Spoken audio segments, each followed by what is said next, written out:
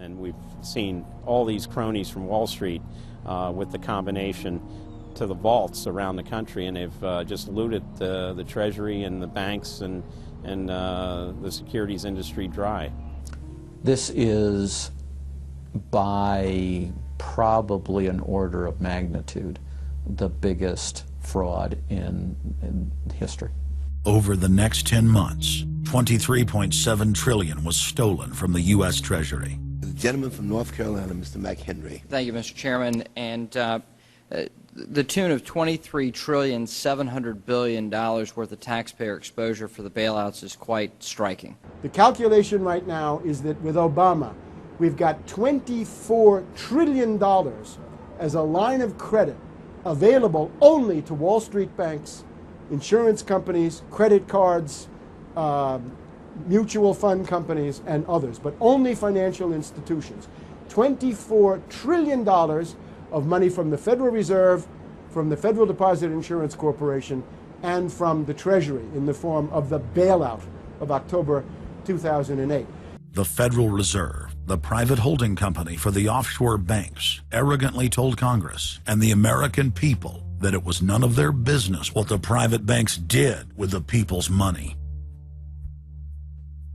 One very interesting exchange. Senator Bernie Sanders of Vermont asking Bernanke, we have given upwards of $2 trillion to various financial institutions.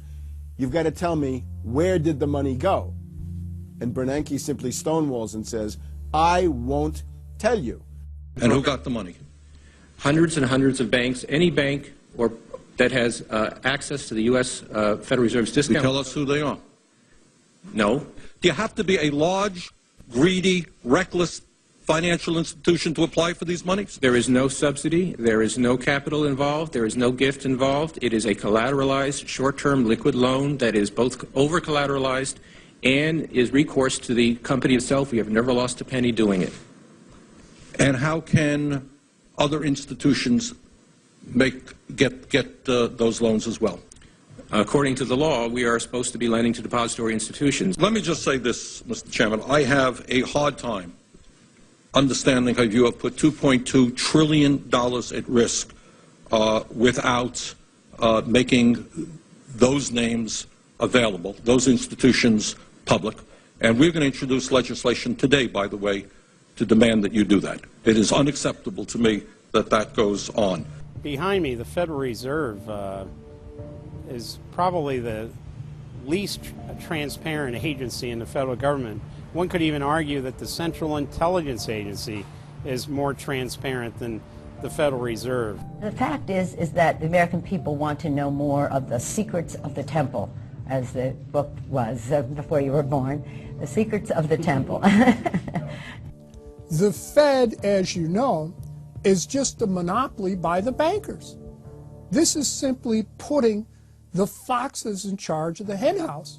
Personally, I'd be in favor of Congress just nationalizing the Fed and getting the bankers out of there. They're just stealing from the American people. Put it directly in the hands of Congress and let Congress decide, rather than this cabal of bankers deciding their own rates of profit at the expense of the American people. Since the Federal Reserve's creation in 1913, patriots have labored tirelessly to alert the American people to the true nature of the Federal Reserve. Throughout its 90-plus year history, most Americans falsely believed that the Federal Reserve was a government agency. But today, scientific opinion polls show that the vast majority of the public is aware of the fact that the Federal Reserve is a front company for an offshore private banking cartel that dominates not just the United States, but almost every other nation on Earth. It's never been written about in any book that I've found as to who gave these guys the authority or permission to be the international bankers for the world. Why would you even need international bankers? Why would any government agree to use them? Why would you need to use them? Why can't any country create its own money?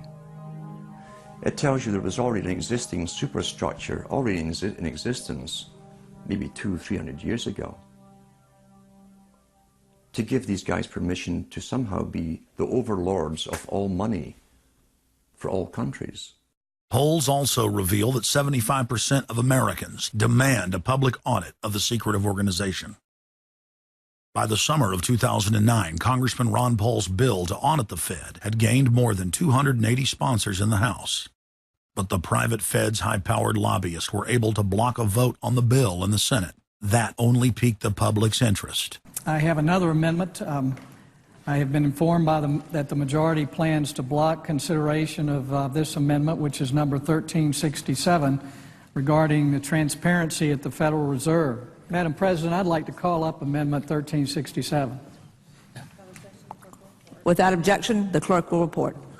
The Senator from South Carolina, Mr. DeMint, proposes amendment number 1367.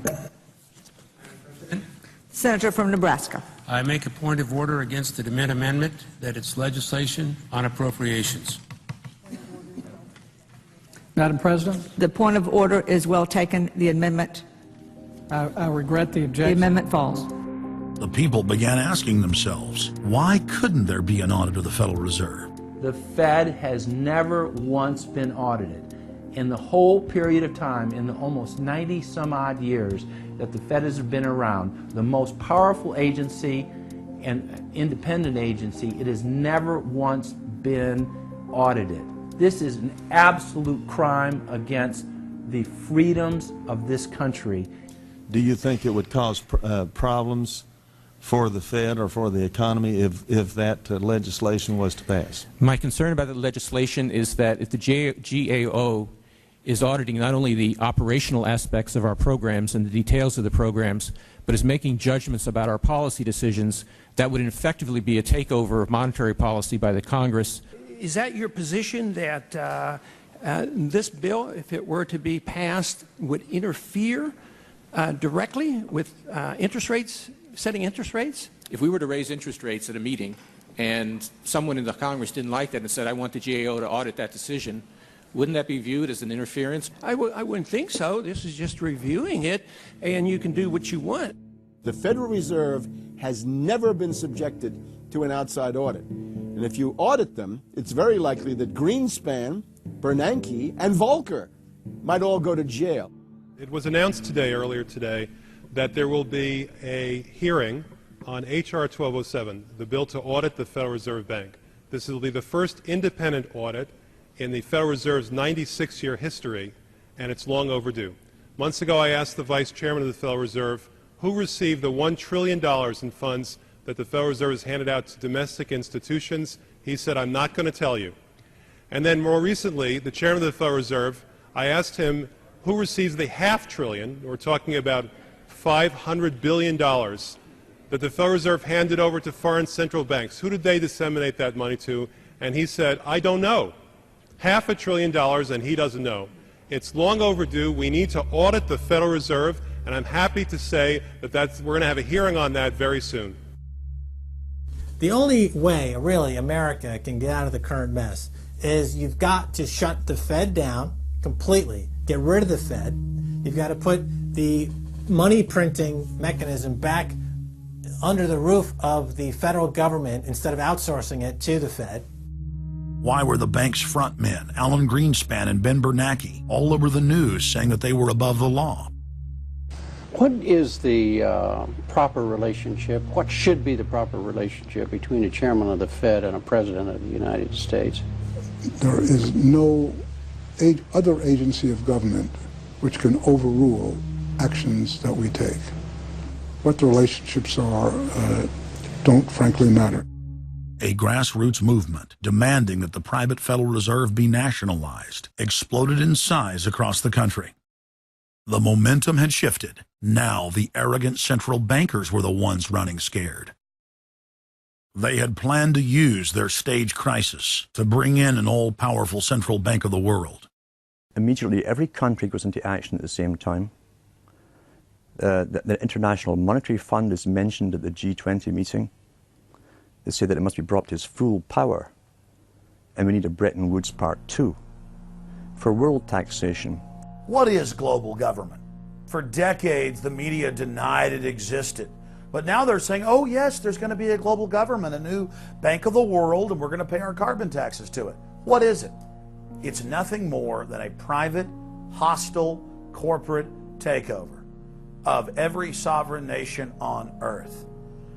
And then when you look at the philosophy of these global corporate chieftains, it is one of domination of the poor, domination of the population. It is a view that human life just isn't cheap. No, human life is a negative. And so no matter what they do, they have the rationale that it's in the greater interest to get rid of more human lives. They are so arrogant and they're so sure of themselves. They're saying, yes, we created the European Union, we created the Euro, and these are from the people of the Bilderberg. We are going to create a world bank. We're going to create a world government. They're saying it out loud and clearly. Suddenly, across the planet, their regional front banks had been identified by sovereign populations as the illegitimate shadow governments that they are.